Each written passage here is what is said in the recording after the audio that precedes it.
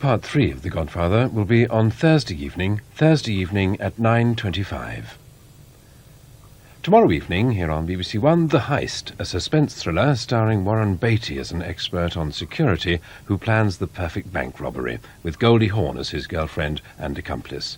That's at 10:15 tomorrow evening, here on BBC One. In 3 minutes, we'll be off down Flamingo Road. Before that, here's John Humphreys with the news headlines and football results. The Soviet government has finally admitted that its fighters did shoot down the Korean airliner last week, and the White House said tonight it's about time.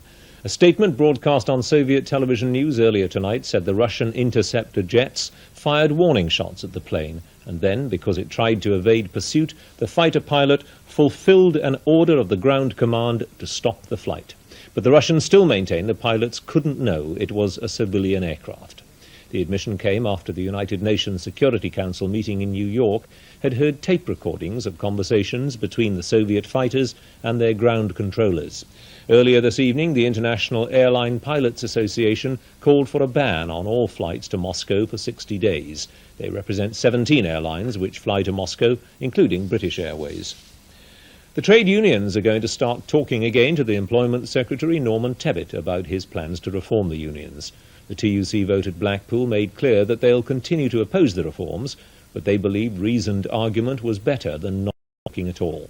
The miners' leader, Arthur Scargill, was against the move. He said it was about time the trade union movement stopped crawling to the government and fought. A woman has been charged with the murder of Mrs. Shirley Rendell, who died in a so-called contract killing in February. Miss Kathleen Culhane will appear in court tomorrow morning at Long Ashton near Bristol. Earlier today, the Director of Public Prosecutions had said there wasn't enough evidence for a prosecution. And now tonight's soccer results. League Division 1, Arsenal 2, Manchester United 3, Birmingham 1, Stoke 0, Coventry 2, Notts County 1, Ipswich 3, Everton 0, Liverpool 1, Southampton 1, Luton 2, Norwich 2, Queen's Park Rangers 1, Watford 1, West Ham 3, Leicester 1.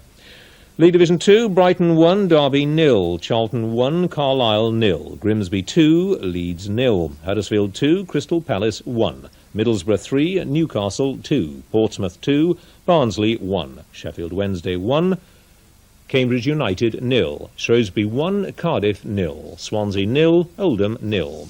League Division 3, Bristol Rovers 3, Brentford 1, Burnley 2, Newport 0, Gillingham 2, Bolton 0. Millwall 3, Port Vale 2, Preston 4, Southend 1, Rotherham 2, Plymouth 0, Walsall 1, Sheffield United 2, Wigan 1, Exeter 1, Wimbledon 3, Bournemouth 2. In Division 4, Bury 0, Blackpool 0, Colchester 0, Bristol City 0, Crewe 0, Aldershot 0, Mansfield 1, Stockport 2, Northampton 0, Tranmere 0, Swindon 2, Halifax 3, Wrexham 5, Rochdale 1, York 2, Peterborough 0. And finally, Buckingham Palace has spent the day fending off the question of whether another royal baby is on the way. There's been speculation that the Princess of Wales is pregnant again because of a flying visit she paid to London from Balmoral.